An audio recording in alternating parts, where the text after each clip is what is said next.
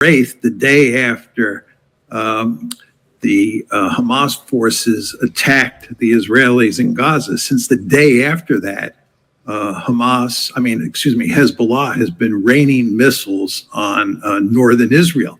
And this has driven approximately 60,000 Israelis out of their homes in northern Israel. And they're now located in central Israel, and they're itching to get back to the north. But they can't, because the missiles continue, the rockets continue to hit northern Israel. So in that sense, Hezbollah is a threat to Israel. But it's, again, not a threat to conquer the country. It's not an existential threat. Is Hezbollah a threat to the United States of America? Not at all. It's not even an interesting question. Would anything Hezbollah does justify American ground troops? Absolutely not. Are American ground troops combat ready to join the IDF, should they be so requested, to participate in a land invasion of Lebanon? I think that they're probably combat ready. I don't think there's much question about that. As you know, the United States has a lot of experience fighting wars in recent decades, so the troops would be combat ready. But the idea that American forces coupled with Israeli forces would quickly overrun Hezbollah and we and the Israelis would win a decisive victory is not the way this one would play itself out. We'd be jumping into a hornet's nest. And it's for that reason that I think it's highly unlikely that we would send ground forces into southern Lebanon. In fact, I really have doubts about whether the Israelis will do that. They talk a Well, so here's the thing. This interview is a little bit older. It's funny because a lot of people just say that the resistance in Lebanon started firing rockets on October 8 into Israel, but I remember Israel firing on them first, and then they also retaliated, and then everything that was going on with that. Okay, because always know, like, I'm sorry, bro, like, Israel and America are the same thing to me. Usually when something happens, it is because something was done first. We'll put it that way. That, of course, this is the Mearsheimer, Professor John Mearsheimer, you guys already know, who is always always so rational in his delivery of exactly what's going on in the world today. Now, but today, and you heard what he said. Now, you heard what he said. There's no reason for America to be getting involved in Lebanon. However, America is involved in Lebanon, and I will show you exactly what's going on there. But before we do, I wanted to play this clip from what happened last year. I think it was around September, the pager attack in Lebanon that left so many people, but that killed so many people and left so many people injured to this day, and still not receiving the aid that they need to heal. Okay, being sanctioned off. It's crazy what happened after that. See, things happen and then we move on. We think like, oh man, that was crazy when that happened, and we don't even think about the after effect, and it has been bad with that in Lebanon, and it's just terrible. So we'll get into that, and we'll also look at what's going on today in Lebanon. So without further ado, we'll get to these clips. But thank you so much to everybody who is watching this video. Please don't forget to hit the like and the subscribe button. I hope you guys do like these videos. The more people I get to subscribe, I can hit the right numbers. I'm supposed to get 1,000 subscribers and 4,000 watch hours before I can go live, and I would love to go live on this channel. That is the goal. So let's get right into it anyway. In September 2024, Hussein Taini was playing at home in southern Lebanon when an unfamiliar noise rang out from his dad's pager. He remembers hearing a strange beep. When he picked up the device, he saw an error message with an arrow pointing to the OK button. بس هذه الرنة كانت كتير غريبة، ولما جيت إنه حملتها قربتها كتير على عيوني. يعني عطتني كلمة error والسهم عشان اكبس OK. زي بدي اكبس OK انفجرت. At that moment, thousands of pagers distributed to members of the militant group Hezbollah were exploding in homes, shops, and on front lines throughout Lebanon. The devices had been remotely detonated by Israel.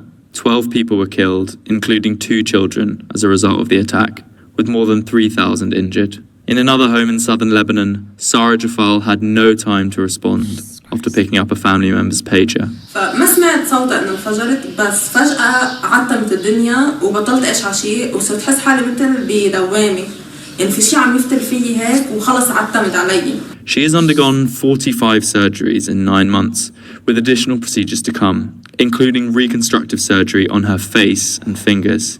She has lost 4 fingers in the attack, 2 of which are now fused together, and is waiting to receive a prosthetic right eye.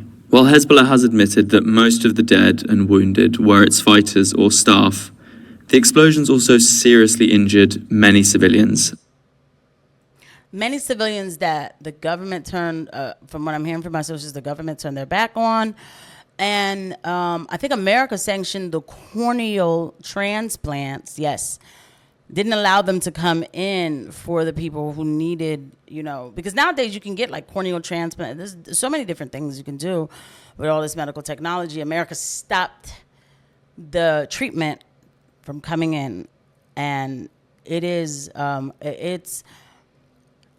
diabolical, evil. I don't know. There's just not enough words, for these type of things.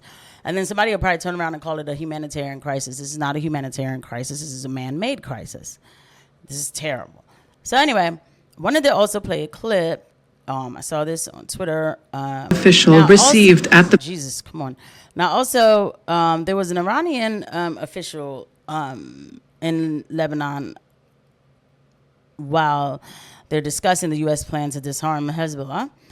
And then there was some back and forth about that, about rejecting foreign interference, which is quite, how do I say it? It's hilarious, if you will. America is foreign and interferes all day in that country, all day. Beirut airport, not by high-ranking representatives of the Lebanese state, but by members of Iran's ally Hezbollah.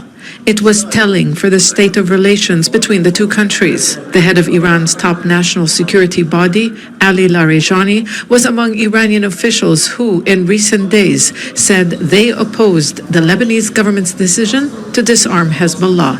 In Beirut, he used diplomatic language, but he didn't back down.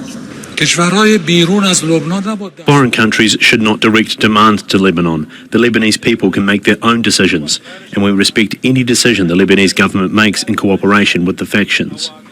Larijani was referring to Hezbollah, whose supporters greeted him at the airport.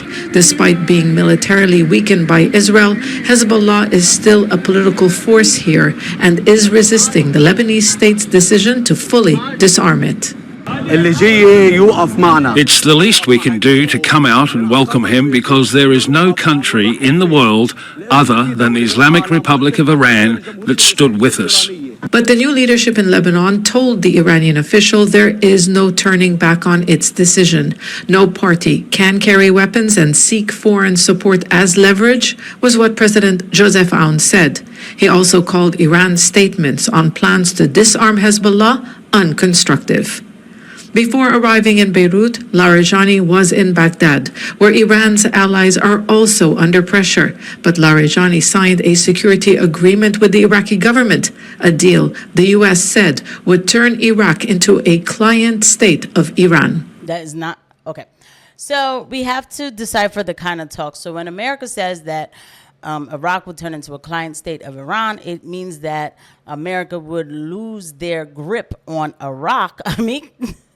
I don't think we need to go back in time in this current episode, but we certainly can, about the monstrosity, what the devastation that American establishment using soldiers, handed over to Iraq. It is a stain that will never go away. There's just no words for it.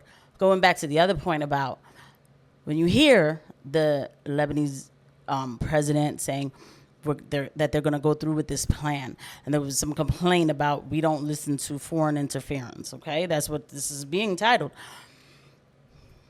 They will involve whatever they need to involve to make that happen. And this is where America will come in as well. But this is America's plan. Why is American establishment concerned with these kind of things? Well, we already know that Israel is the driving force of American foreign policy, and the Israel lobby controls everything in America that surrounds that. So it shouldn't be too much of a shock that we're seeing this kind of behavior. Also, knowing too that Israel is looking to go back into Iran they're saying late August and December. I'm thinking more October. They want to weaken as much of any kind of proxy that Iran would have. They don't want anything to get in their way.